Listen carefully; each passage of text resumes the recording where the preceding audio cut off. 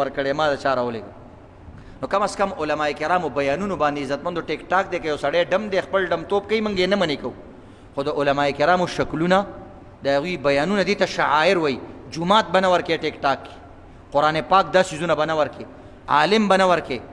حج به نه ورکې د مونځ تصویران دې څیزونو پورې به خنداګانې نه کوي په دې باندې سړی د ایمان نه خارج کېږي ایمان نه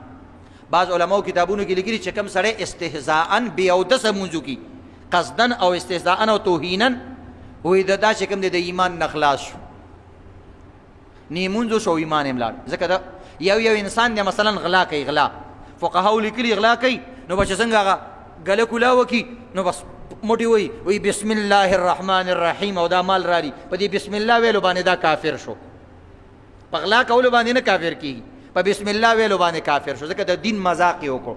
بسم الله یې د غلا په ځای باندې وویل یو سړی زنا کوي مثلا مردار اول ته وي بسم الله الرحمن الرحیم په زنا سره نه کافر کېدو په دې بسم الله ویلو سره دا کافر شو دین مذاق به بالکل نه جوړی په ټیک ټاک کې یا په هر څه کې په بل څه کې د دې څیزونو به مذاق نه جوړی نو خپلو بچو ته دا تلقینو داسې نه چې ته بچي ته د پته مې چې 50,000 روپۍ میاشت ګټي په ټیک ټاک باندې او په یوټیوب باندې او زړی د ایمان نه خلاص شوي دغه رنګې پښتني جینکۍ مه راولئ په ټیک ټاک کې زمونږ هغه قوم عزتمندو چې د غیرت په نوم باندې موږ د خپلو ښځو مثالونه ورکول د پښتنو ښځې وګوره د پنجاب نه او د نورو قومونو نه به ځایونه خلک راته د پښتنو د ښځو زیارت دپاره او د هغوی کلتور او کلچر کتلو دپاره